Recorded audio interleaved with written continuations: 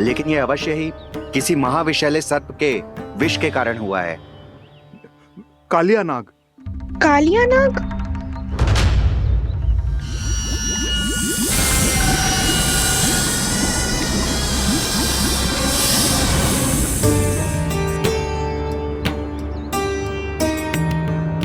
संकेतों से तो ऐसा लगता है कि जानकी ने कालिया नाग के क्षेत्र के विशाल जल पी लियो है। कालिया नाग एक लोक श्रुति है, कल्पना में गढ़ी हुई एक कथा, और कछु न है। हमें जाके पता लगाना पड़ेगा। पर हमें वहां जाने से मना किया है ना बड़ों ने। उज्जवल सही कह रहे हो है, इस समय जानकी के स्वार्थ से अधिक महत्वपूर्ण और कछु ना है। जानकी हमारे लिए ही जलाने गई थी जी, ना मैं उसे जाने देती ना जैसा वो तो। वैद्य जी आप शीघ्र कछु करो, कैसे भी कछु भी करो, पर इसके प्राण बचा लो। यशोदा, धैर्य रखो, श्री नारायण पर विश्वास रखो, वो सब ठीक कर देंगे।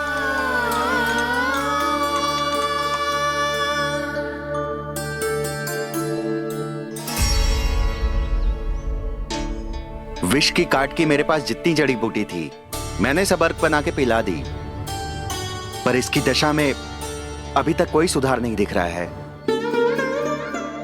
यह अंतिम जड़ी बूटी है, अगर इससे भी चमत्कार नहीं हुआ तो फिर जो नारायण की इच्छा।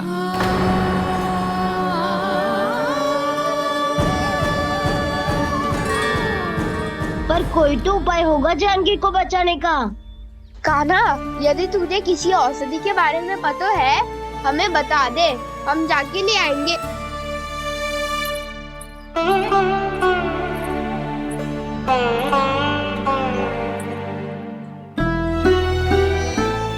हे नारायण, हे प्रभु, मेरी जानकी के प्राण बचा ले प्रभु। या तो मैं अपने आप को कभी क्षमा न कर पाऊंगी। ये सारी मेरे ही कारण बनाई थी। उसकी रक्षा करो प्रभु, मेरी पुकार सुनो। कान्हा, तूने हमें वत्सासुर से बचाया था ना, और बकासुर से भी तो, और छन्ने से भी तो तूने ही बचाया था ना हमें।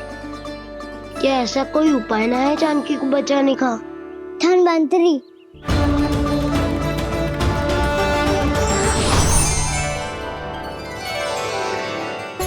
मैं आ गया हूं प्रभु, चिंता मत कीजिए, आपके आदेश का पालन अवश्य होगा। यशोदा मैया,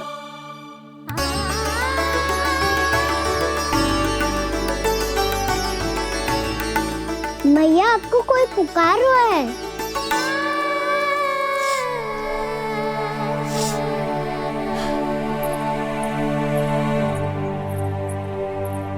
चिंता मत करो मैया, अब धन्वंतरी जी आ गए हैं, वो सब संभाल लेंगे।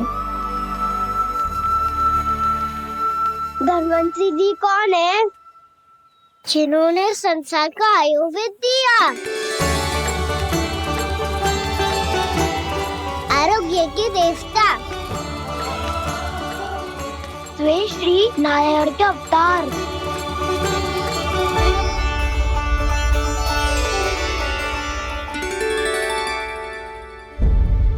मुझे पता चला है कि आपको वेद की आवश्यकता है। हाँ हाँ, भीतर आइए। आइए आइए बैठे जी, जी रहे।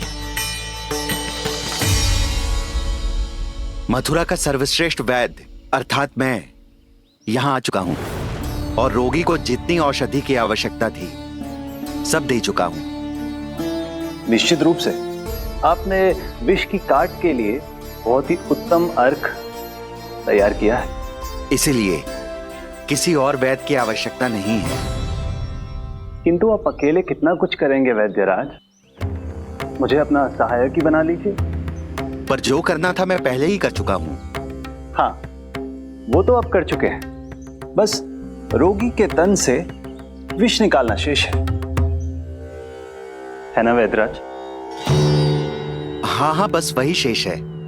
इनके रक्त को विष रहित करने में मैं आपकी सहायता करूंगा।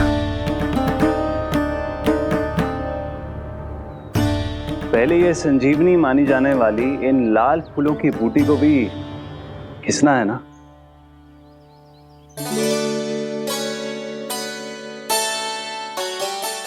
हाँ हाँ, तुम सही कह रहे हो, इसे अच्छे से घिसो।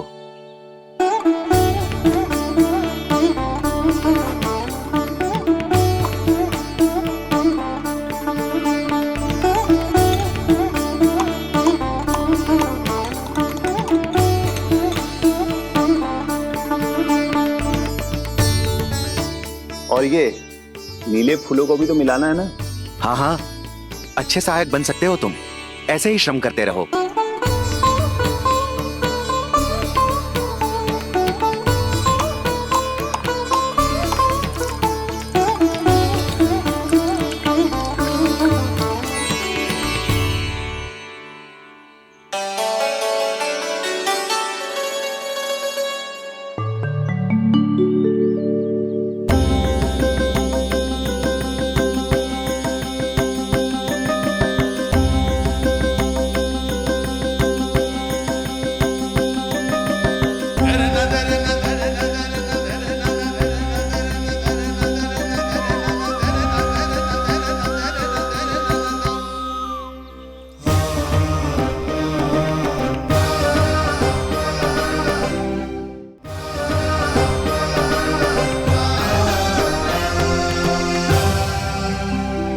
जानकी स्वस्थ तो हो जाएगी ना धन्वंतरी जी? धन्वंतरी? प्रभु, अब मैं क्या करूं? आपने तो स्वयं ही मेरी पहचान उजागर कर दी। जी क्या करो कान्हा? आप सब ऐसे क्यों देख रहे हो? भैया कहती है ना, सभी वैद्य धन्वंतरी जी का ही रूप होते हैं। वाह कृष्ण, चतुर तो हो तुम। वैसे वास्तविक धन्वंतरी मैं हूँ, मेरा अर्थ है वास्तविक वैद्य मैं हूँ। ये तो मेरा सहायक है, मुझे पूरा विश्वास है बिल्कुल ठीक हो जाएगी। वैसे ही थोड़े ना मुझे मथुरा का सर्वश्रेष्ठ वैद्य कहते हैं लोग।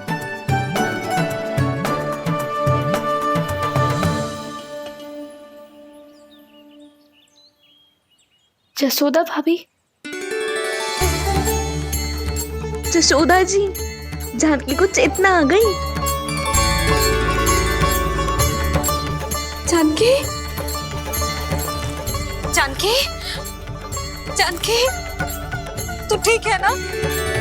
क्षमा करना भाभी, मैं आपके लिए जल ना ला पाई, बस बहुत भूख लगी है। मैं अभी कछु लाती हूँ। जानकी माखन खाओगी?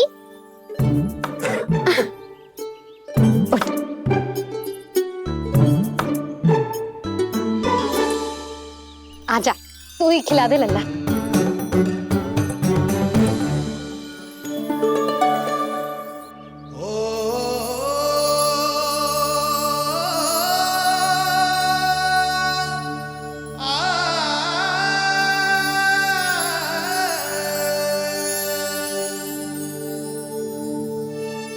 तुम सब मेरे लल्ला को माखन चोर कहती हो ना?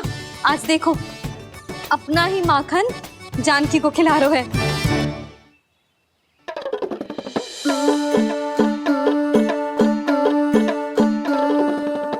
थोड़ा और विश्राम कर लो।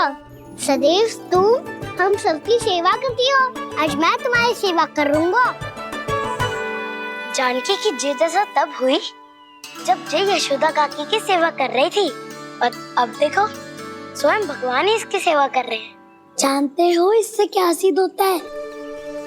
जो भी यशोदा मैया की पूजा करेगा, अर्थात अपने माता पिता की सेवा करेगा, उनके साथ सम्मान से व्यवहार करेगा, ईश्वर स्वयं उसका ध्यान रखेंगे। अभी धन्वंतरी के रूप में तो कभी स्वयं कान्हा के रूप में। भक्त और भगवान का देखो कैसा ये अनुराग, स्वयं करे सेवा प्रभु, अद्भुत गोपी का भाग्य। प्रभु इन सब पृथ्वीवासियों से कितना घुल मिल गए हैं। ना तो ये प्रभु को भगवान मानते हैं और ना ही प्रभु अपने आप को इनसे सर्वश्रेष्ठ समझते हैं। अपने आचरण से ये सिद्ध कर रहे हैं कि ये सभी में हैं और सभी इनका ही अंश है।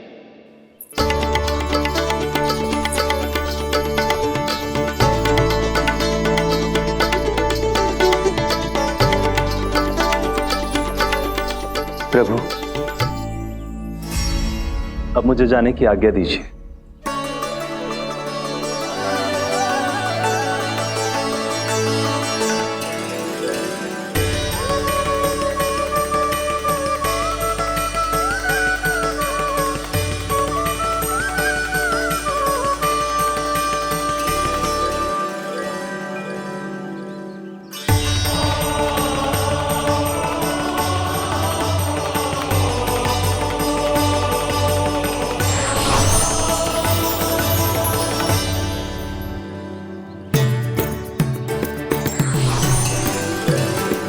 कान्हा ने तो सच्ची में धन्वंतरी जी को बुला लिया था।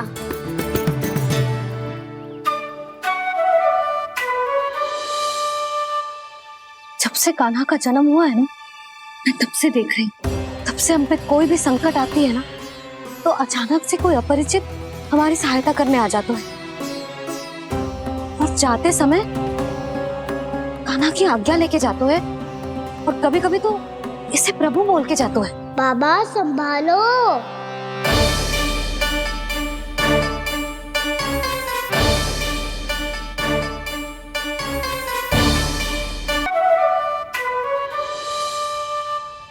जब से कान्हा का जन्म हुआ है ना, मैं तब से देख रही हूँ, तब से हम पे कोई भी संकट आती है ना, तो अचानक से कोई अपरिचित हमारी सहायता करने आ जाते हैं।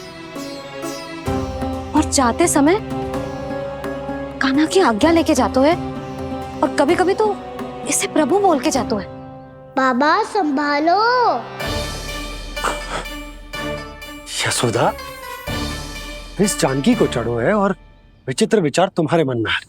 अरे सब जानते हैं कि हमारा परिवार राजसी, तुम्हें पता ना चलते होगा, पर हमारे कान्हा को सब राजकुमार ही समझते हैं देखकर। इसीलिए उसे सम्मान देने के लिए सब ऐसा ही करते हैं, और कोई बात ना है।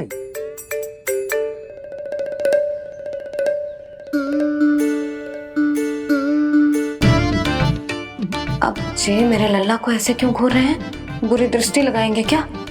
वैद्यराज जी, आपके सहायक तो गए,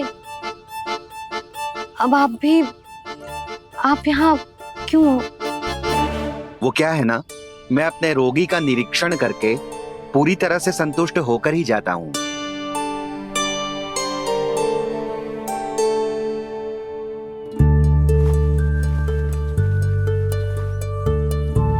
हाँ, संकेत तो अच्छे हैं, कल सुबह तक बिल्कुल ठीक हो जाएगी। धन्यवाद वैद्य जी।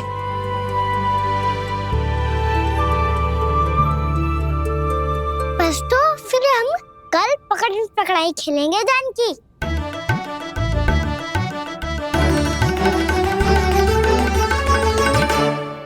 भानु, बंसी, जाकर उस क्षेत्र के चारों ओर बाड़ बनवा दो और वहां सूचना पट्ट भी लगा देना, ताकि जानकी के साथ जो हुआ है वो किसी और के साथ ना हो।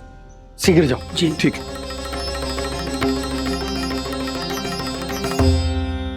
बाड़ और सूचना पट लगवाने से समस्या का समाधान नहीं होगा बाबा। निर्दोष पशु सूचना पट देखकर भी कुछ समझ नहीं पाएंगे।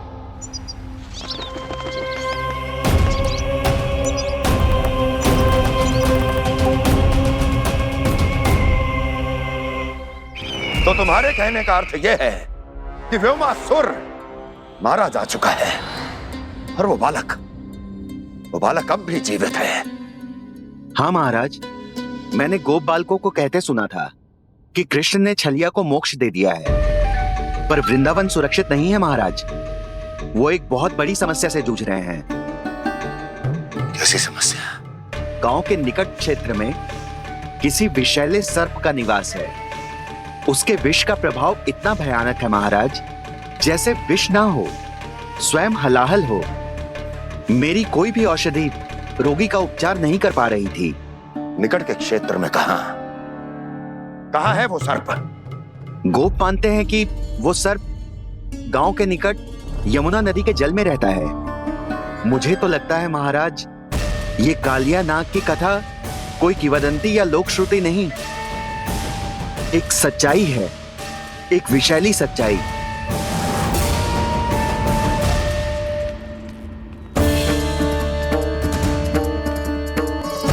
कालिया का सामना करने का समय आ गया है, पर उससे पहले मुझे बुलाना होगा उन्हें।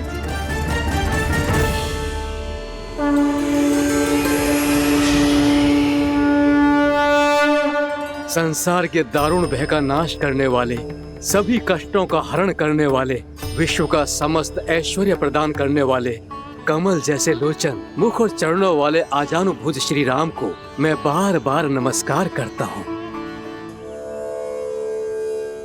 आपदामपहर्तारं दातारं सर्व संपदां लोकाभिरामं श्री रामं भूयो भूयो नमाम्यहम्। काकभुसुंडी काकभुसुंडी काकभुसुंडी। प्रभु क्षमा करें, मुझे जाना होगा।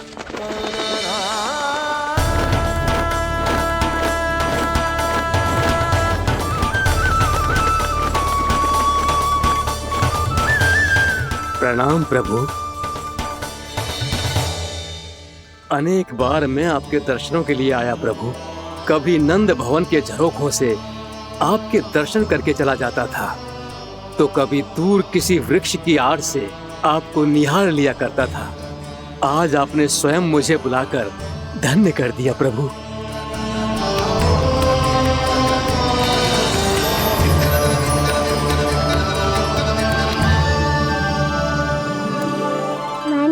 यहाँ एक विशेष कारण से बुलाया है। आपके श्राप से इस कालिया नाग को मुक्त करने का समय आ गया है। ये तो बहुत ही उत्तम समाचार है प्रभु। इतने वर्ष बीत गए, मुझे आज भी स्मरण है वो दिन जब मैंने उन्हें श्राप दिया था। अपने क्रोध पर नियंत्रण खोकर बहुत बड़ी भूल कर दी थी मैंने प्रभु। बीती हुई घटनाओं पर दुखी होके कोई लाभ नहीं है। हमें भविष्य की ओर देखना होगा।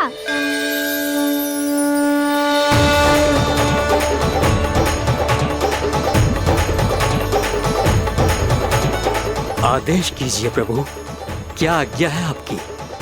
जब मैं कालिया नाग का सामना करने जाऊं, तो आप यही रहेगा। आपको अपने आप पता चल जाएगा कि कब क्या करना है। और हाँ, लौटते जाते समय नारद मुनि से कहिएगा, वो आकर मुझसे भेंट करे। अवश्य प्रभु, प्रणाम। क्या इसने सच्ची में देवर्षि नारद को बुलाया है? नारायण नारायण, आपको संदेश भेजने की आवश्यकता नहीं थी। आप स्मरण करते और मैं चला आता। तुम्हारा कल्याण हो नारद।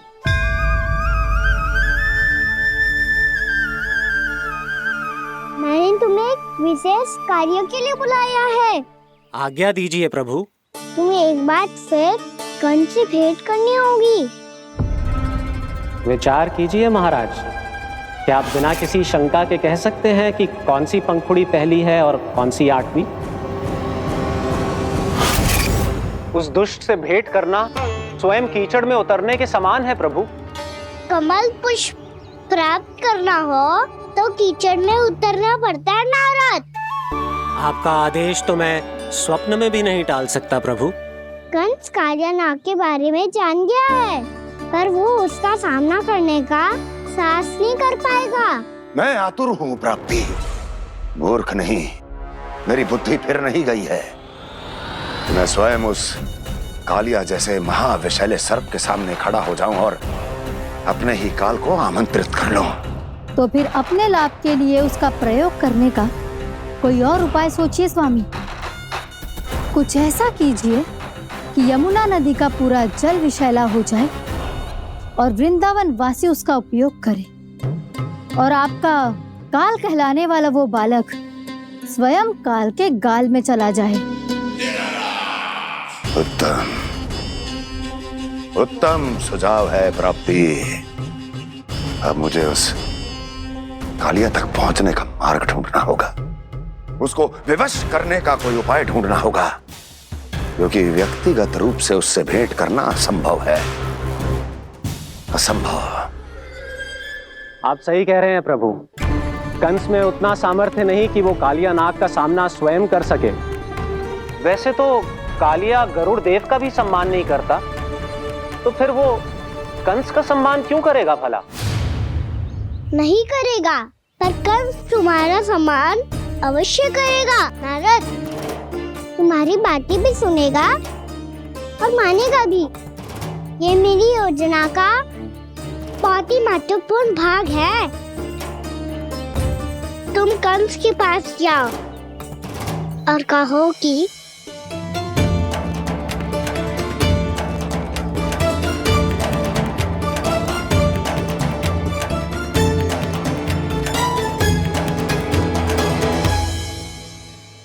संतान अपने माता पिता को तीर्थ का सौभाग्य दिलाती, और मेरा लल्ला कितना महान कि उसने हमारे घर को ही तीर्थ बना दिया। ऐसा तीर्थ जहां मेरी आंखों के सामने भक्त और भगवान का मिलन हो रहा है। जो आज्ञा प्रभु।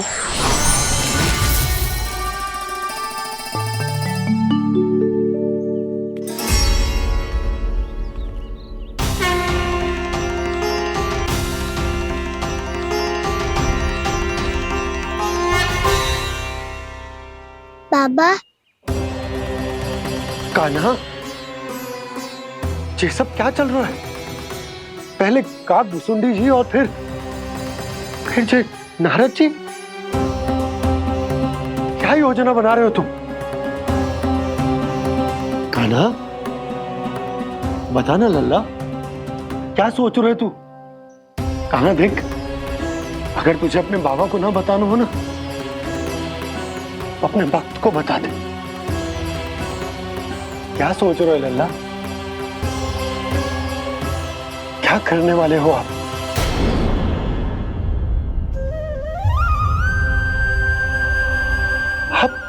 आप इतने दुखी क्यों हो?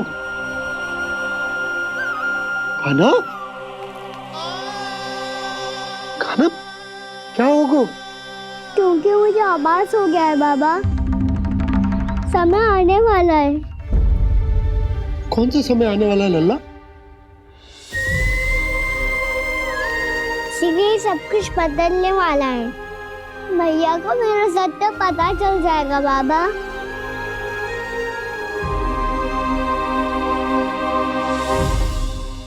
पर लल्ला, इसका काक भुसुंडी और कालिया नाग से क्या संबंध है? ऐसा क्या हुआ था और क्या होने वाला है?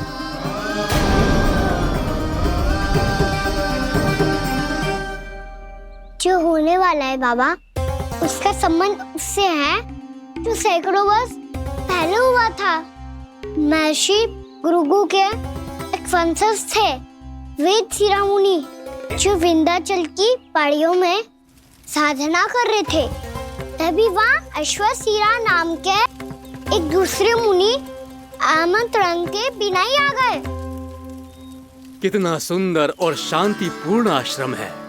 यहाँ प्रभु की साधना करने में बहुत आनंद आएगा। शीघ्र ही अश्वशिरा मुनि उपस्थिति के कारण होने वाले व्यवधान से बाध्य होकर वेद शिरोमणि ने अपनी आंखें खोली। कौन हो तुम और यहाँ क्या कर रहे हो? आपके आश्रम में बहुत शांति है मुनिवर। साधना करने के लिए बहुत ही उत्तम स्थान है ये। मैं चाहता हूँ कि मैं भी यहाँ। आप यहाँ साधना करना चाहते हैं, लेकिन इतना भी नहीं जानते कि किसी के आश्रम में प्रवेश करने से पहले उसकी आज्ञा लेनी चाहिए। आप ये भी नहीं जानते कि यदि कोई यज्ञ कर रहा हो तो बिना अनुमति के वहाँ प्रवेश करने से उसकी यज्ञ साधना भंग हो सकती है। आप क्या साधना करेंगे मुनि? आप तो साधना के योग्य ही नहीं हैं। इतना अपमान! एक मुनि के मुख से इतने कड़वे शब्द शोभा नहीं देते। मैं तुम्हें श्राप देता हूँ, जितनी विषैली तुम्हारी जिह्वा है उतने ही विषैले सर्प बन जाओ तुम। और ऐसा सर्प जो सांस भी ले तो निकट का वातावरण दूषित हो जाए। तुम्हारे इस दुस्साहस के लिए मैं तुम्हें श्राप देता हूँ कि तुम अभी इसी क्षण कौवा बन जाओ, और ऐसा कौवा जो कांव कांव करके अनर्गल प्रलाप करता रहे।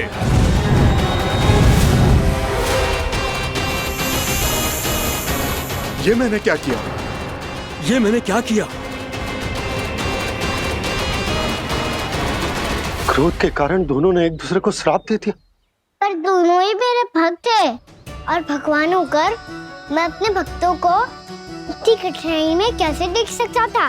इसीलिए जिस संकट में उन दोनों ने अपने आप को फंसा लिया था, उसका समाधान करने में मैं उनके पास गया।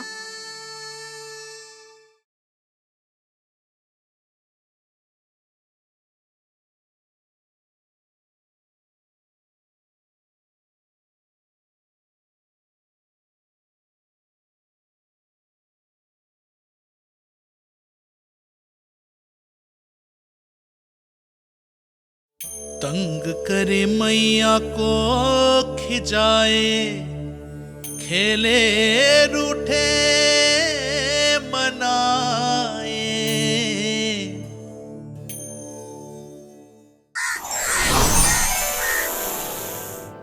देखिए ना प्रभु, ये क्या हो गया हमसे? हमारी रक्षा कीजिए प्रभु, मार्ग दिखाइए हमें। क्रोध पर नियंत्रण ना होने के कारण आप दोनों ने एक दूसरे को बहुत ही भीषण संकट में डाल दिया है। अब दोनों ही तपस्वी, तप के बल से दिए गए आपके श्राप को लौटाना भी संभव नहीं है। प्रभु कोई तो उपाय होगा, हम आपके शरण में हैं प्रभु। अपराध तो हमसे हुआ है प्रभु, पर अब आपसे ही आशा है। कुछ ऐसा कीजिए भक्त वत्सल, जिससे हम दोनों के श्राप का प्रभाव कुछ कम हो जाए। आप दोनों ही मेरे भक्त हैं, इसलिए आपकी पीड़ा का निवारण करने का एक उपाय है मेरे पास।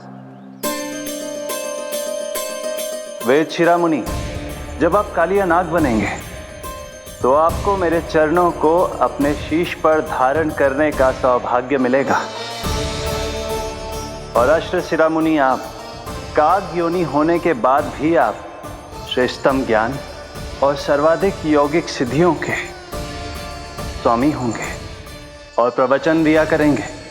इसके बाद अश्वशिरा मुनि काकभूषुंडी बन गए, जिन्होंने आगे चलकर स्वयं गरुड़ देव को रामायण सुनाई।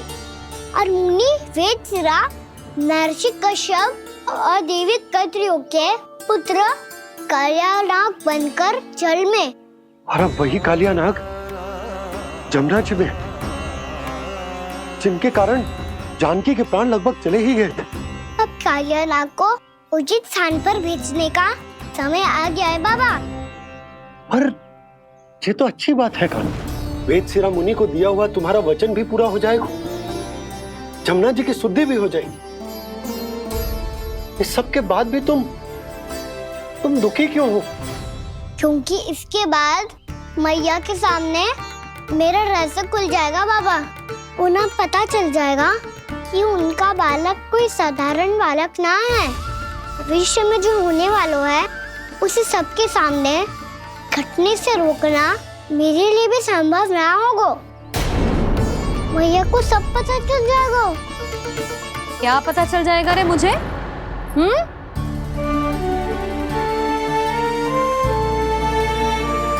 यही कि सबसे अधिक प्रेम मैं आपसे ही करता हूँ।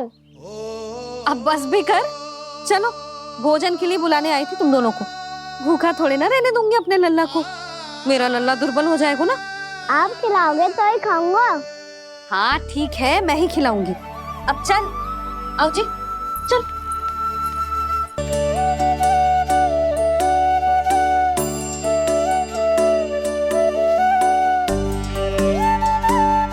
भैया खेलो ना मेरे साथ। भैया सुनो ना, मेरी बात ना मानोगी? अभी बहुत कार्य पड़े लल्ला। देख, जानकी को औषधि भी देने जानो है ना।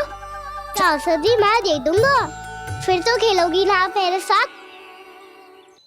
पिछले कुछ दिनों से अपनी मैया का अधिक से अधिक प्रेम पाने का प्रयास करो है कान्हा। इसका तो एक ही अर्थ हो सकता है कि कछु बहुत बड़ो होने वालों है। कान्हा रुक जा लल्ला। कान्हा क्यों तंग कर रहा है? मैया को पहन लेना। कान्हा, कान्हा, ये क्या करो तूने?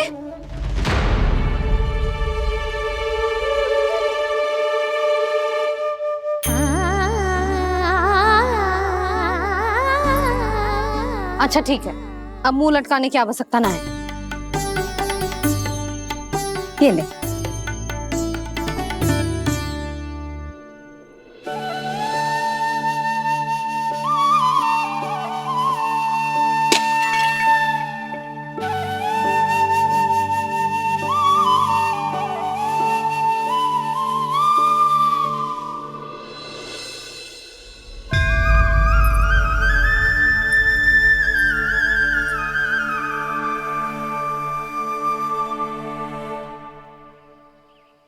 तंग करे मैया को खिजाए, खेले रूठे मनाए, लीला अनोखी करके शरारत, कान्हा दंड भी पाए।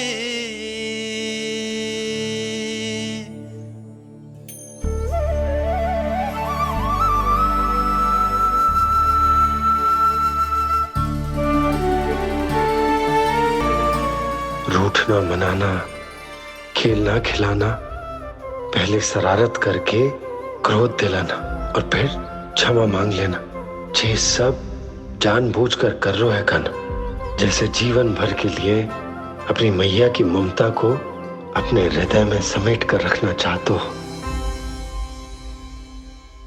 कैसे कैसे करूं उस कालिया से मित्रता, कैसे करूं उसका उपयोग?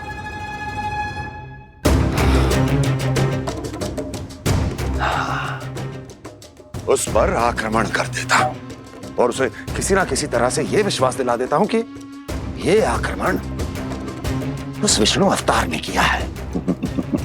फिर वो क्रोध में आकर सारे वृंदावन वासियों को अपने विष से समाप्त कर देगा। उचित है, ये उचित है। नारायण हरि, नारायण हरि।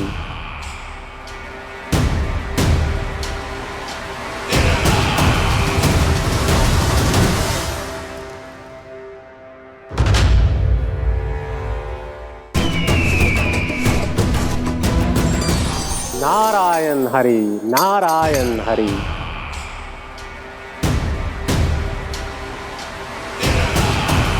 प्रणाम देवर्षि। किस योजना में कितना लाभ है और कितनी हानि, यह आंकलन करते करते थक गए होंगे मथुरा नरेश। देवर्षि, आज मेरा ध्यान कैसे आ गया आपको? आप तो सदैव ही मेरे ध्यान में रहते हैं महाराज कंस। सत्य तो यह है कि मथुरा में जो भी हो रहा है मुझसे छिपा हुआ नहीं है। मैं जानता हूं कि आप किसी भी असुर को वृंदावन क्यों ना भेजें, और वो असुर कितना भी शक्तिशाली क्यों ना हो, कृष्ण का सामना नहीं कर पाता। या तो पराजय स्वीकार करके आपके पास लौट आता है, या तो फिर वीर गति को प्राप्त हो जाता है।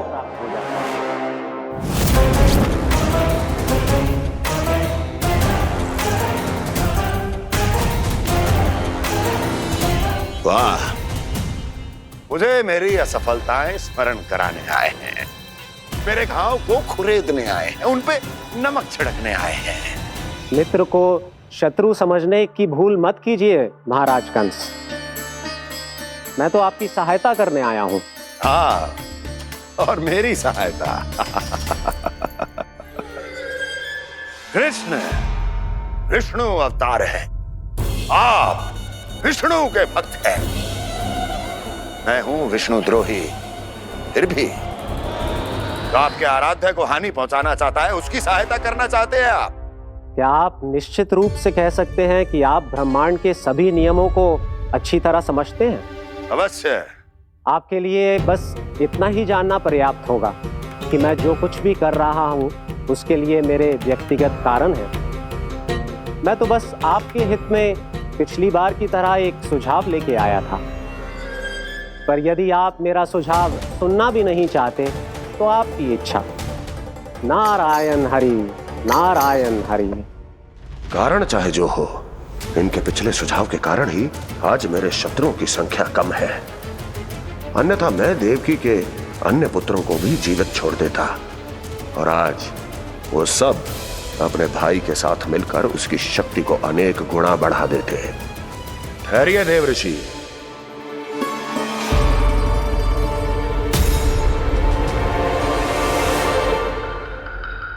बताइए क्या सुझाव है आपके पास?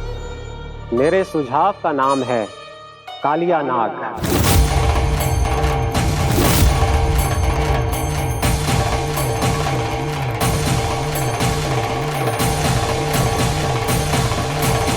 उसके विषय में मैं जानता हूं देवर्षि। तो समस्या यह है कि मैं स्वयं उससे मिलने नहीं जा सकता, उससे भेंट नहीं कर सकता। उस कृष्ण की हत्या के लिए उसको वृंदावन जाने के लिए तैयार नहीं कर सकता। तो मत जाइए उसके सामने और ना उसे भेजिए कृष्ण के सामने। हर बार आप किसी न किसी असुर को अपने शत्रु के क्षेत्र में भेजते हैं, जहां शत्रु उसका सामना करने के लिए पूरी तरह से तैयार होता है और आपका असुर मारा जाता है। इस बार शत्रु को युद्ध स्थल चुनने का अवसर मत दीजिए महाराज। इस बार योजना का जाल ऐसे बुनिए कि कृष्ण स्वयं उसके पास जाने के लिए विवश हो जाए। कालिया नाग स्वयं काल है, मृत्यु का दूसरा नाम है। उसके विष का उपयोग अपने लाभ के लिए कीजिए महाराज। वैसे कालिया के विष की अधिकता का अनुमान तो होगा ही आपको।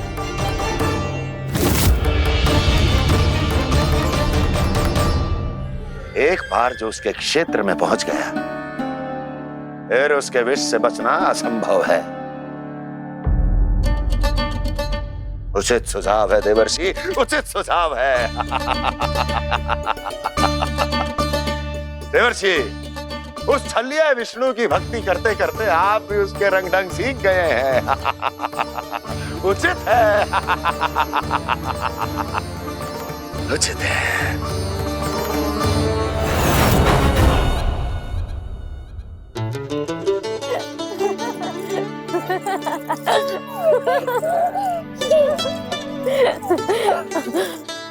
बस बस, बहुत आनंद ले लियो लला। बस अब दूध पी ले। ठहर ठहर, गर्म है। जी ले ले।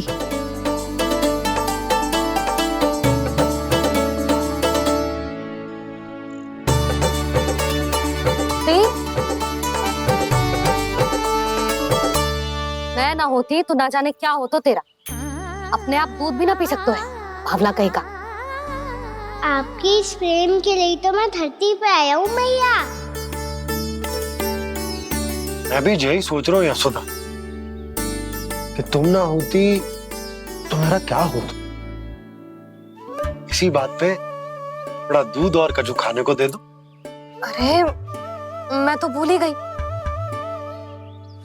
तनिक ठहर जाओ जी, दूध पी लेना तो आपके लिए भी कछु ले आती हूँ।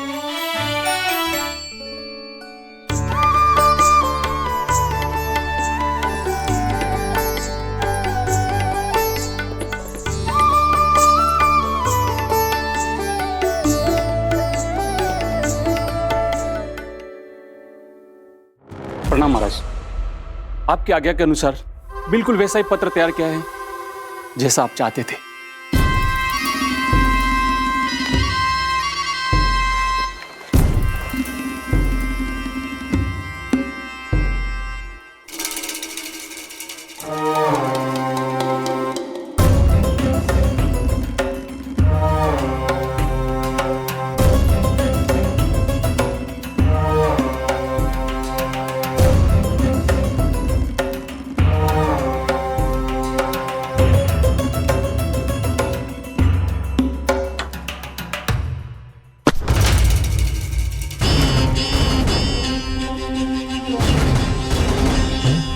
कृष्ण जन्म से लेकर आज तक ये मेरी सबसे महत्वपूर्ण योजना है। इसका सफल होना निश्चित है दूत, किंतु केवल वही करना जैसा मैंने कहा है। जाओ।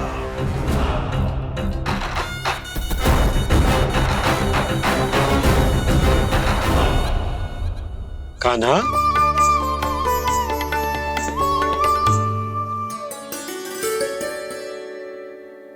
क्या होगा? बाबा, मैं चाहता हूँ कि मैया की स्वमता क्रिस्टल फ्रेम की वर्षा मुझ पे सरतेव ऐसे होते रहे। वो तो होती रहेगी लल्ला। अपने लल्ला के लिए किसी मैया का प्रेम कभी कम हो सकता है भला? नंदराज, वो मथुरा से एक दूत आयो है महाराज कंस का राजपत्र लेके।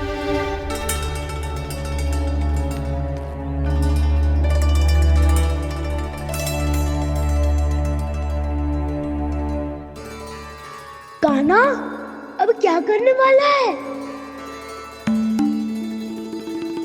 तेरे बाबा कहाँ गए? हाँ? कंस मामा का खेल आरंभ हो गया है, पर मैया वो सब सुनेगी तो व्यर्थ चिंतित हो जाएगी।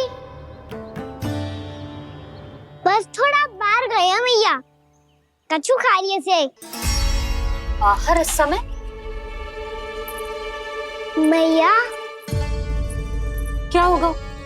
मैया देखो ना, पीठ पे कुछ हो रहा है। मेरा हाथ ना पकड़ो, आप करो ना। दिखा। यहाँ? क्षमा करना मैया, पर अभी बाबा को ही संभालने दो ये सब। कहिए, क्या संदेश लाए हैं आप? नहीं नंदराज, नहीं। महाराज कंस का आदेश है कि यह संदेश सभी गांव वालों के साथ ही पढ़ा जाए। ठीक है, मैं गांव वालों के सामने पढ़ दूंगा, पर मुझे तो दीजिए पढ़ने के लिए। महाराज की आज्ञा का पालन करना आपके लिए भी आवश्यक है नंदराज। सभी गांव वासियों की सभा बुलाइए। बंसी, सभी गांव वालों की सभा बुलाओ। राजपत्र में ऐसा क्या संदेश भेजो है कंस ने? अब मेरे पत्र को पढ़कर सब भौचक के रह जाएंगे। और वो कृष्ण, उस कृष्ण के पांव के नीचे से तो भूमि खिसक जाएगी, आकाश फट पड़ेगा, बिजलियां गिर जाएंगी। प्राप्ति, ओ प्राप्ति, कंस का पत्र स्वयं को बहुत अधिक शक्तिशाली समझता है ना वो। अब देखता हूं कैसे वो इस महासंकट का सामना करता है। वो कृष्ण, वो अपनी मृत्यु स्वयं चुनेगा या मृत्यु की वेदी पर चढ़ा देगा प्रिय वृंदावन वासियों को।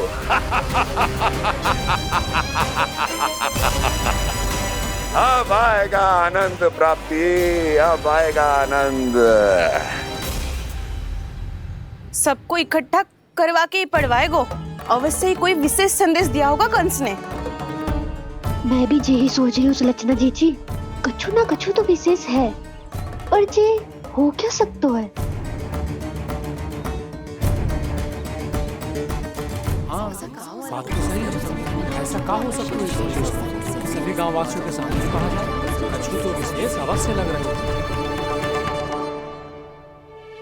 बाहर तक कोलाहल क्यों हो रहा है? मैया, मैया, अब क्या होगा? मैया देखो ना, सर पे कछु हो रहा है। लल्ला, नारायण ने तुझे हाथ दिए हैं ना? पीठ की बात अन्य थी, अपने सिर की सेवा स्वयं कर। सर पे तो हाथ पहुंच रहा है ना?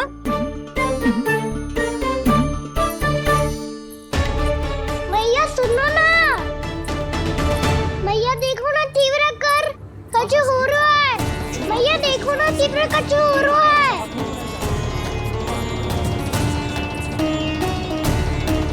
सब लोग आ चुके हैं, अपना संदेश सुनाइए आप। गोपराज नंद और सभी वृंदावन वासियों को सूचित किया जाता है कि मथुरा अधिपति और आप सभी के महाराज कंस ने कल सुबह भव्य पूजा का आयोजन किया है। इसके लिए राज्य को वृंदावन के क्षेत्र के निकट यमुना नदी के मध्य में खिलने वाले 1 कोटि कमल के पुष्पों की आवश्यकता है। इसीलिए आप सभी को यह आदेश दिया जाता है कि ये सभी कमल के पुष्प प्रथम पहर से पहले राजसभा में पहुंचा दिए जाए। इतने सारे वो भी प्रथम पहर से पहले कैसे हो सकते हैं? यदि आप ऐसा करने में असफल रहे तो इसे राज आज्ञा का उल्लंघन माना जाएगा और राजद्रोह के आरोप में आप सभी को कड़े से कड़ा दंड दिया जाएगा। स्मरण रहे, यदि कल की पूजा में इन 1 कोटि कमल के पुष्पों का ना पहुंचने के कारण कोई व्यवधान आया तो समस्त वृंदावन वासियों को दोषी माना जाएगा और पूरे गांव को निवासियों सहित धूल में मिला दिया जाएगा। कल प्रथम पहर तक का ही समय है आप सबके पास।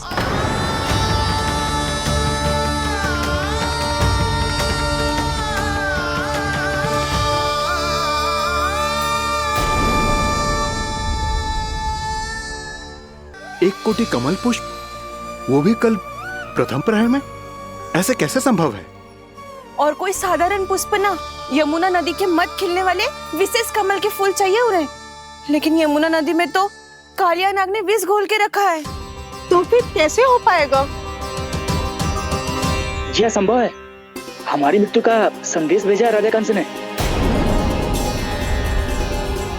सदैव की भांति इस समस्या पर भी गांव के बड़े ही विचार करेंगे। बालकों का यहाँ होना उचित ना है।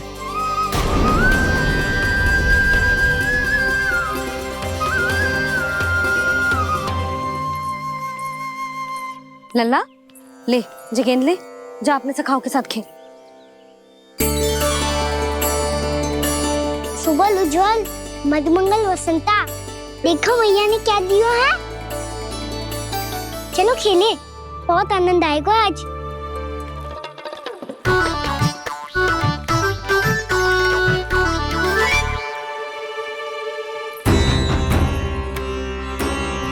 भानु, बंसी, जाओ और शीघ्र ही वो घेरे का कार्य समाप्त करो।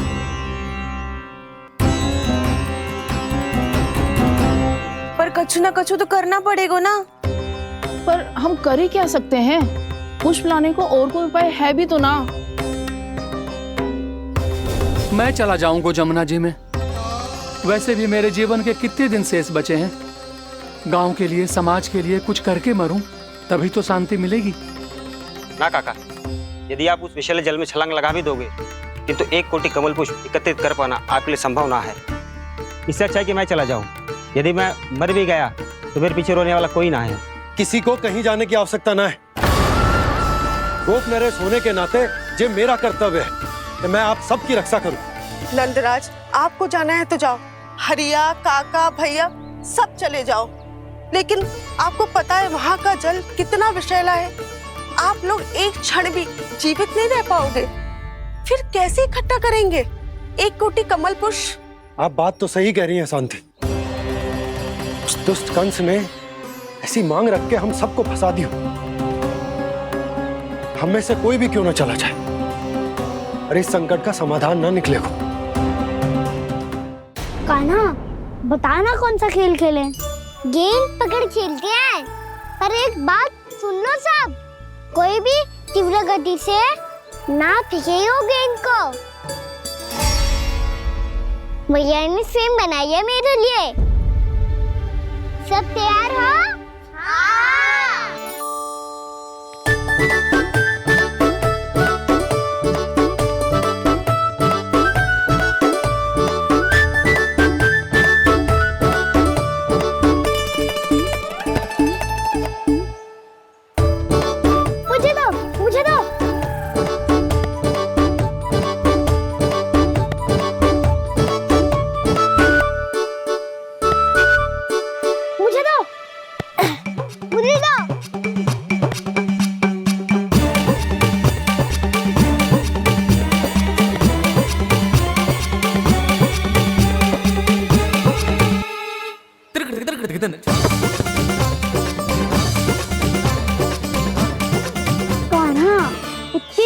फेंकेगो तो कैसे आनंद आएगो? थोड़ा बल लगा के फेंक।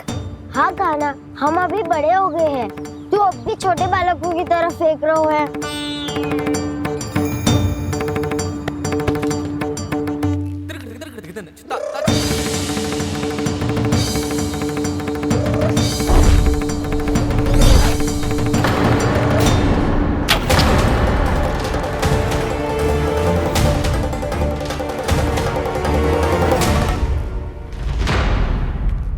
दीदी जी क्या करो कान्हा? गेंद तो डूब गई।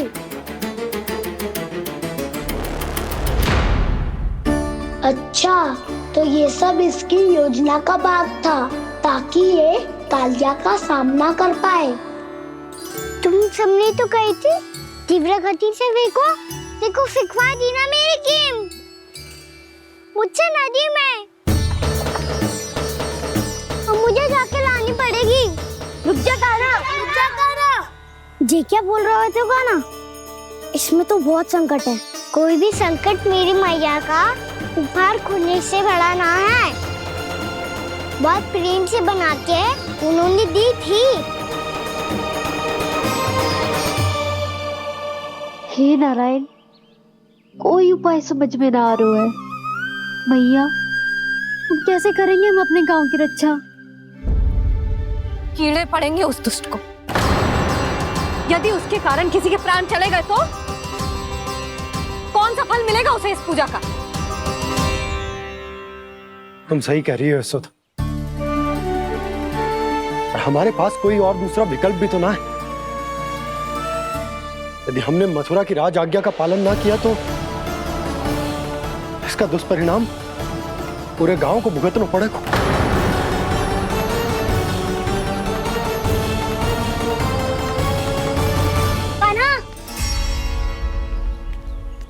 तुम्हें पता है कि तू भगवान है, दिव्य है, बहुत शक्ति है तुझ में।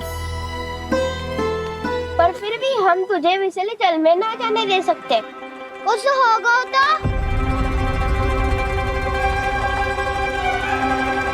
तुम सब इतनी हट कर रहे हो तो ठीक है, ना जाऊंगा। गेंद कहाँ गिरी है, कितनी दूर गई है, ये तो देख लूं, ताकि उसे बाहर निकालने का कोई उपाय ढूंढता हूँ।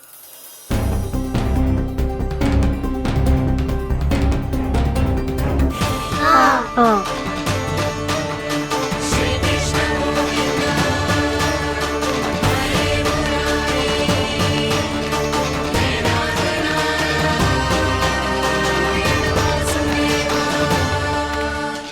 कान्हा की ये लीला तो समझ ही नहीं आ रही।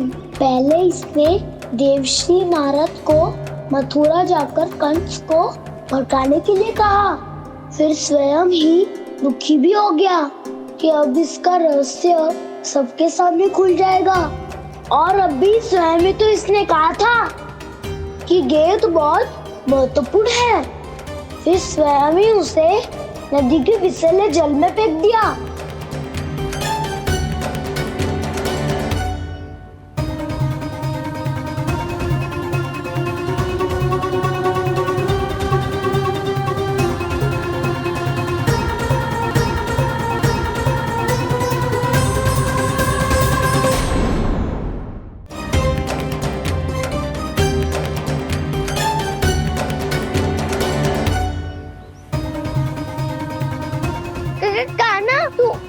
ऊपर क्यों चढ़ रहा है?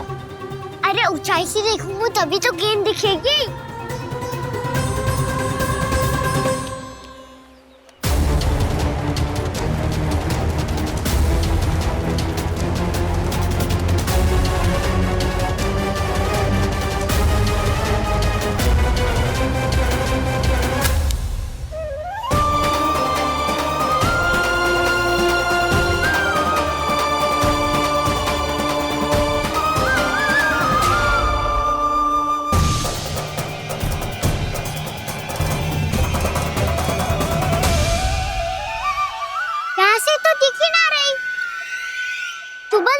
से फेंकी थी ना?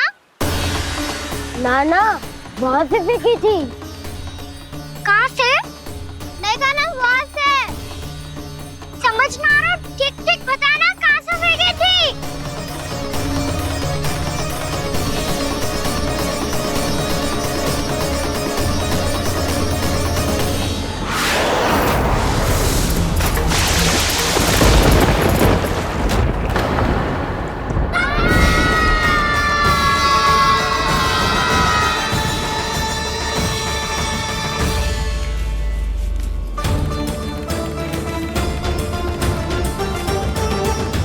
कालिया नाग के क्षेत्र में जाकर कोई भी जीवित वापस ना लौट सको।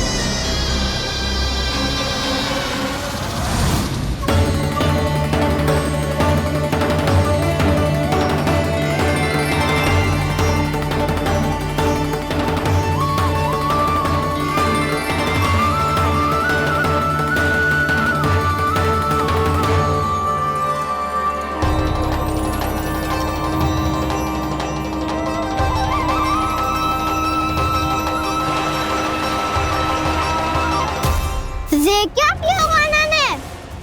कालिया नाग तो उसे देखते ही निकल जाएगा।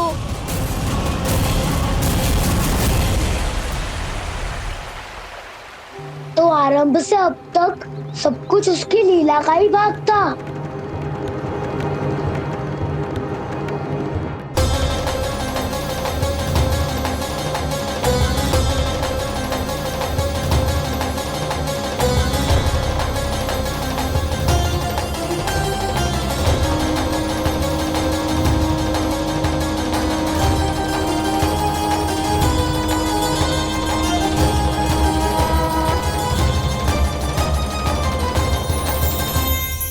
इतना सुंदर रूप, मन मोहने वाली मुस्कान, अद्भुत तेज और भगवान जैसी दिव्यता।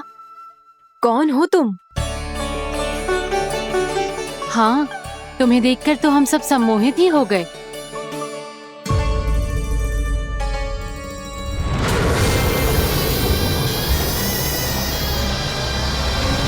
तुम जो भी हो बालक, वापस लौट जाओ। हमारा हृदय तुम्हें ही देखते रहना चाहता है, किंतु यदि हमारे पति जाग गए तो तुम्हें अवश्य हानि पहुंचाएंगे। ये बहुत विषैले है बालक, कालकोट जैसे भयानक। इनके विष से तुम नहीं बच सकोगे। नंदराज, कालिया नाग के विष का प्रभाव बढ़ते ही जा रहा है। पहले 8 कोस तक उसके विष का प्रभाव था, अब तो 1 योजन से अधिक क्षेत्र में फैलो है। जल पीने के प्रयास से अनेक पशु मारे गए हैं और नदी के निकट के वृक्ष और वनस्पति सब नष्ट होने लगे।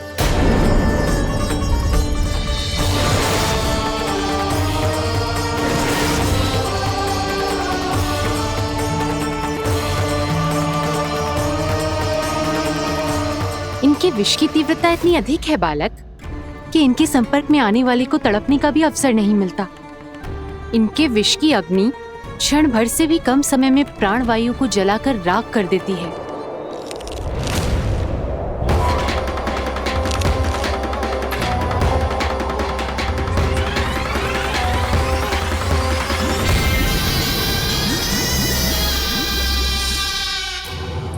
तब तो समस्या और भी गंभीर हो जाएगी। मैंने तो सुनो है कि कालिया नाग कम से कम 2 योजन लंबा है, सैकड़ों फन है उसके।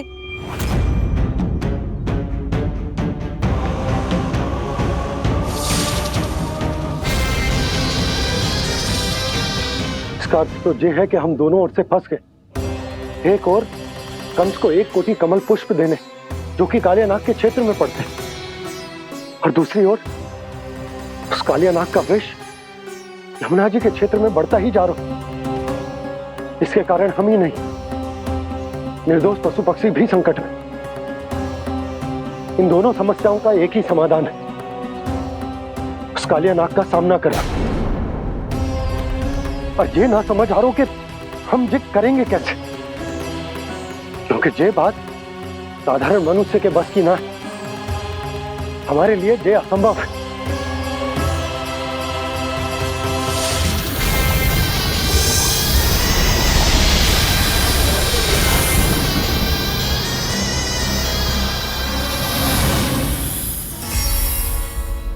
अब तो तुमने अपनी आंखों से भी देख लिया बालक, ये कितने विषैले हैं।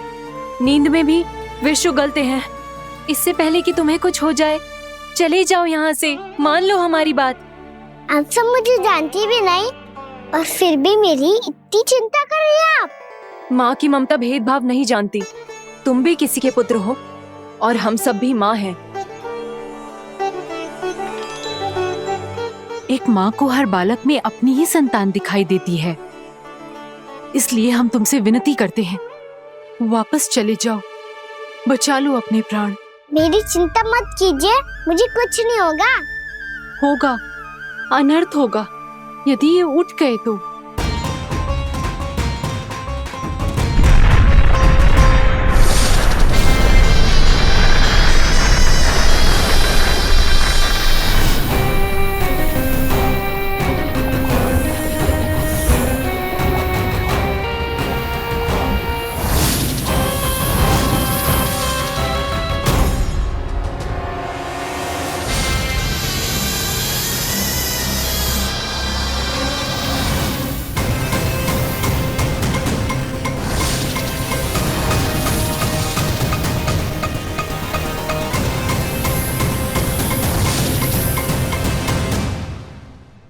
सामने होते हुए भी अपने इश्क को केवल वही देख सकता है जो अपना अभिमान त्याग चुका हो।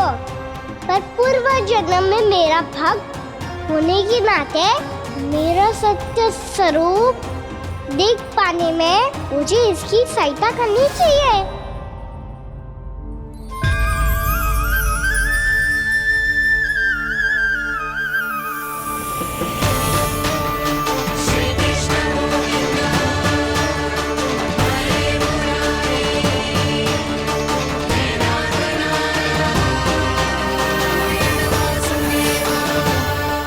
देखो हमारा छोटा सा कान्हा कैसे डट के खड़ा है, इतने विशालकाय, इतने महाभयंकर सबके सामने।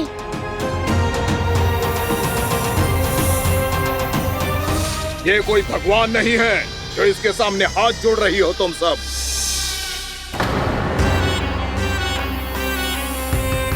एक सामान्य साधारण बालक है ये, जो ये तक नहीं जानता कि इसके सामने है इसका काल, कालिया।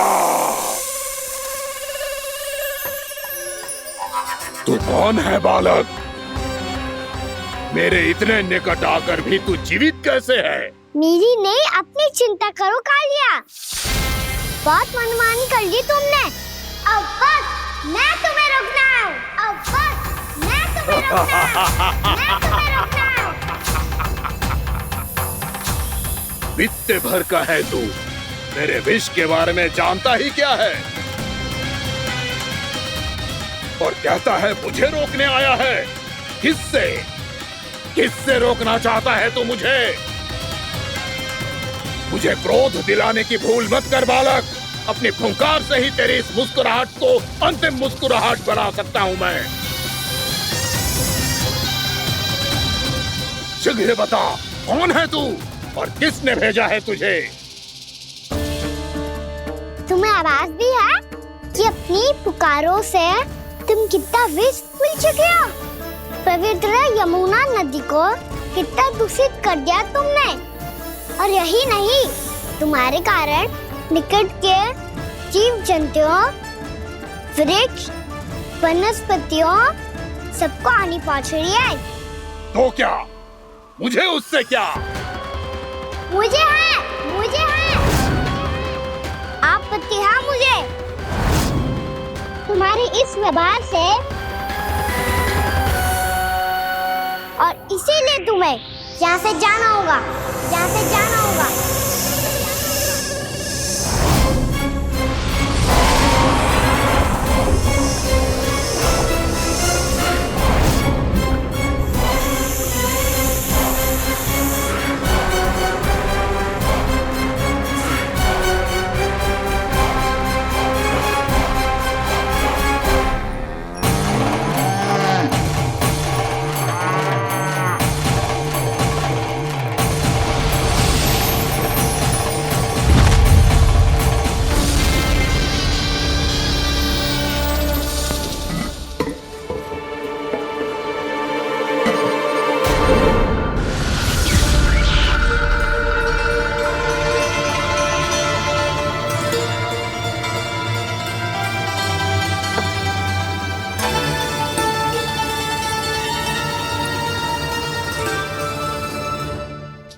मुझे आदेश देने का साहस भी कैसे किया तूने? इस क्षेत्र को मैंने अपना राज्य बनाया है, मेरा परिवार रहता है यहाँ, और तू मुझे यहाँ से जाने के लिए कह रहा है? हाँ, क्योंकि तुम्हारे यहाँ रहने के कारण अन्य जीवों को हानि हो रही है और मैं ऐसा नहीं होने दे सकता। मैं तो बस वही कर रहा हूँ जो एक सर्प का स्वभाव है। विष फैलाना स्वाभाविक है मेरे लिए, इसलिए मुझे चुनौती मत दे बालक। चुनौती तो मैं दे चुका हूँ कालिया। अब तो बस तुम्हें स्वीकार करनी है।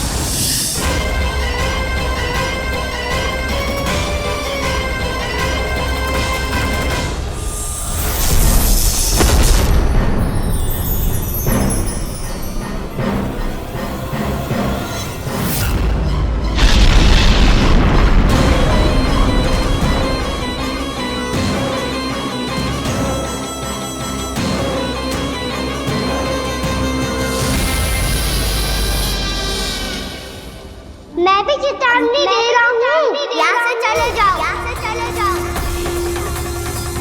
अपनी भूल को पहचानो कालिया, तुम जो कर रहे हो अनुचित है।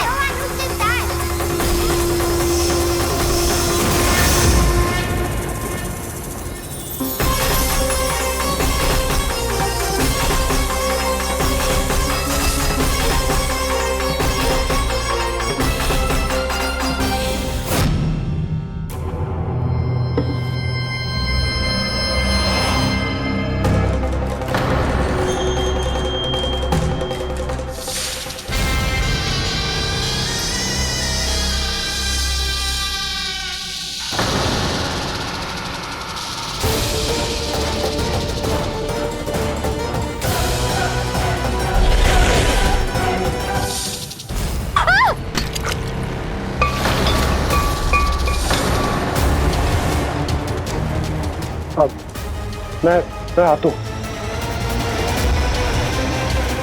क्या हो गया सुधा? मुझे आवाज हो रहा है जी, कछु ना कछु गड़बड़ है। यशोदा, जो समस्या हमारे सामने है, हम सभी उसका समाधान खोजने में जुटे। तुम विश्वास करो, मैं कोई ना कोई समाधान अवश्य ढूंढ लूंगा। हम कैसे भी करके वो कमल के पुष्प उस कंस तक पहुंचा देंगे। नाना, समस्या उससे कहीं अधिक है, उससे कहीं अधिक बड़ी, उससे कहीं अधिक भयानक है।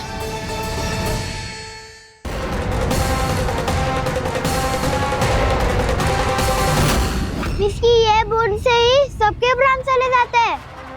इसने तो विष की धारियां फेंकी है खाना पे।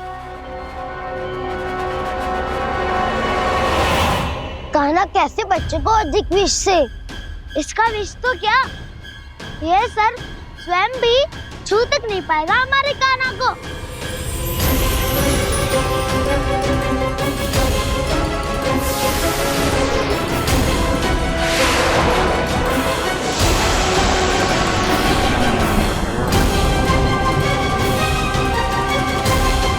तुम्हारे सखा को, मेरे भाई को कोई हानि नहीं पहुंचा पाएगा। ये कान्हा का सत्य चाहे जो हो बलराम, पर अभी तो जो एक बालक ही है ना। देखो कैसे विष के कारण स्थिर हो गया है।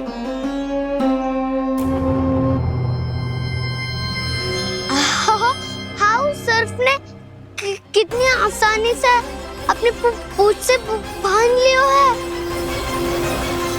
मुझे यहाँ से भगाना चाहता था ना तू? अब मैं तुझे दिखाऊंगा अपना सामर्थ्य। ये मूर्ख किसे बांधना चाहता है अपनी पूंछ में? उन्हें जिनका विस्तार सारे ब्रह्मांड में है, या उन्हें जो स्वयं अनंत है? पर देवराज, प्रभु ऐसा करने ही क्यों दे रहे हैं कालिया को? आप सब भूल रहे हैं देवगण, कालिया पूर्व जन्म में प्रभु का बहुत बड़ा भक्त था। उसी भक्ति का फल मिल रहा है अब इसे। वैसे भी भक्तों के मन का भाव सबल हो तो भगवान तो सहज ही बंध जाते हैं।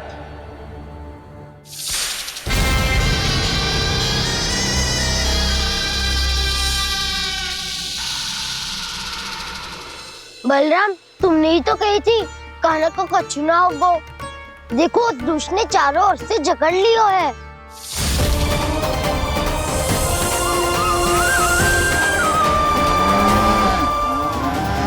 ये क्या कह रही हो तुम? जसोदा जी, क्या हुआ? घबरा क्यों रही हो आप? सुलक्षणा, मुझे आभास हो रहा है कुछ बहुत बड़ी अनहोनी हो गई है। नंदराज, नंदराज, नंदराज!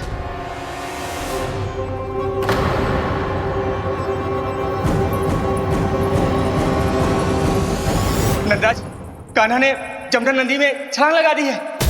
कान्हा ने जमुना नदी में छलांग लगा दी है। कान्हा ने जमुना नदी में छलांग लगा दी है। कान्हा जमुना में कूद गया है। मुझे लगा था आज कछु गड़बड़ होने वाली है। मुझे आज कान्हा को ना जाने देना चाहिए था।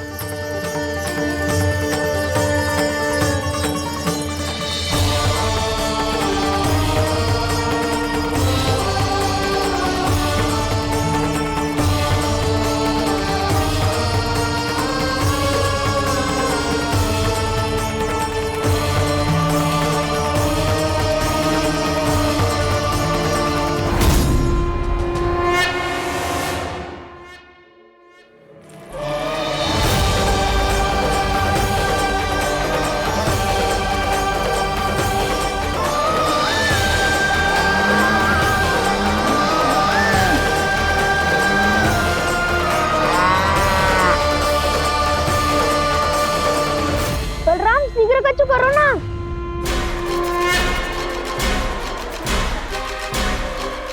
कछु भी करो पर कान्हा को बचाओ। नाग बहुत भयंकर है। कान्हा अकेले ना संभाल पाएगा इसे।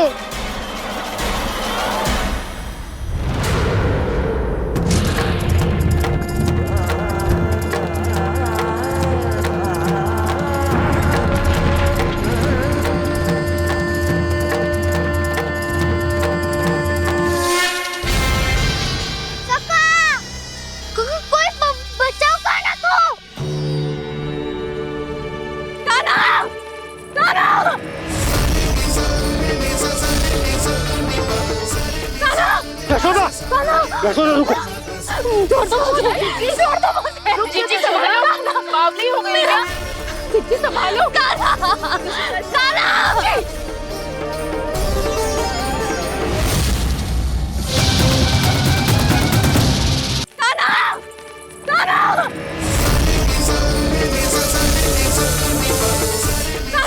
यशोदा, यशोदा रुको। छोड़ दो मुझे, छोड़ दो मुझे। जीजी संभालो, बावली हो गई है। जीजी संभालो। देखो अब कैसे तुम्हारे अस्थियों को तोड़कर छोटे छोटे टुकड़ों में बदल दूंगा मैं।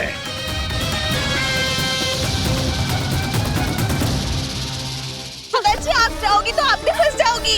अपने लल्ला के लिए मैं किसी भी संकट का सामना करने के लिए तैयार हूँ।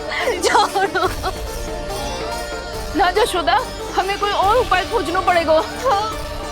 कोई और उपाय? आप देख ना रही मेरा कान्हा किस दशा में है। कान्हा मैया के वश में नहीं है, नहीं तो ये अपने लल्ला के लिए साक्षात काल का भी सामना कर ले। ये तो केवल कालिया नाग है। हे नागराज, आप मेरे प्राण ले लो पर कान्हा को छोड़ दो। ना नागराज, आप मेरे प्राण ले लो, मैं विरोध भी ना करूंगी। ना नागराज, आप मुझे मार दो पर मेरे कान्हा को छोड़ दो। ना ना ना ना नागराज, मेरे प्राण ले लो, हम हमारे कान्हा से क्या शत्रुता है आपकी? प्रभु के लिए जो प्रेम यशोदा मैया के हृदय में है वही इन सभी गोपियों के हृदय में भी है।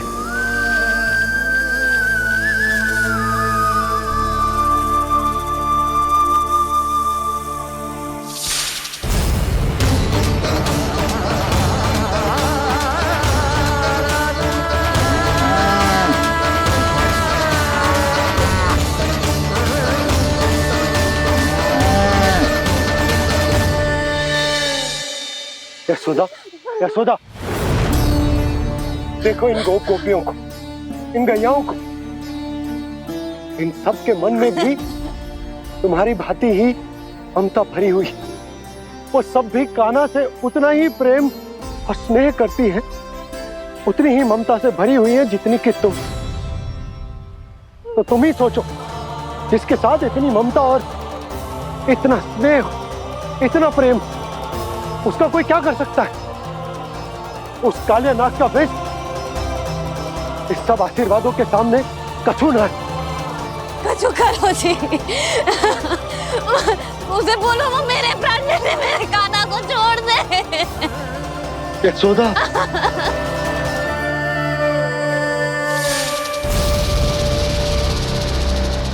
केवल इन्हीं में नहीं देवराज, नाग पत्नियों के हृदय में भी ममता का वही प्रेम उमड़ रहा है।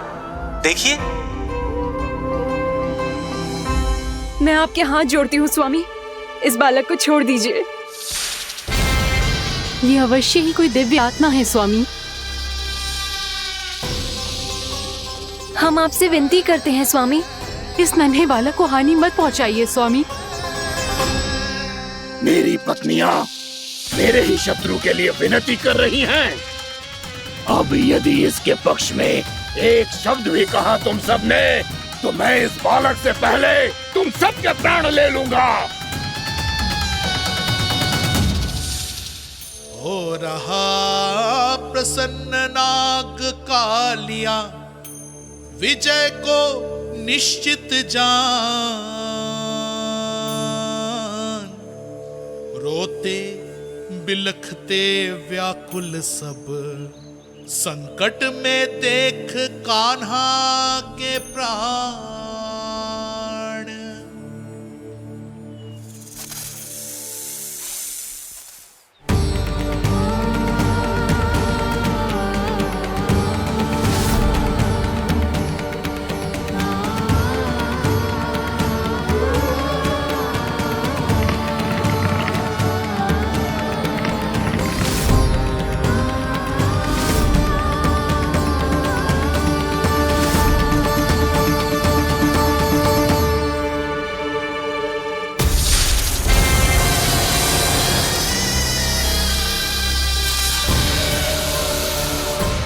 करो जी, मेरे लल्ला को बचा लो, कोई तो कुछ करो। जीजी संभालो जीजी ना। यशोदा, यशोदा तुम शांत हो जाओ, मैं कान्हा को वापस लेकर आऊंगा, मैं रक्षा करूंगा उसकी। ना नंदराज, नंदराज नहीं, कम से कम आप तो समझो नंदराज, कालिया के पास आप जाओगे तो आप भी फंस जाओगे।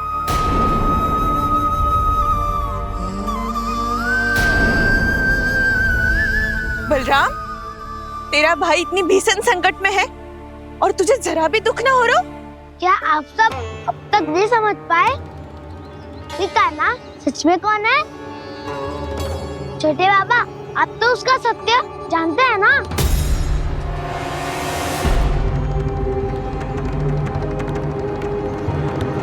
मानता हूँ कि आप सब कान्हा के रहस्य के बारे में नहीं जानते, पर क्या उसके जन्म से आज तक घटी एक से बढ़कर एक विचित्र घटनाओं को भी भूल गए हैं आप सब?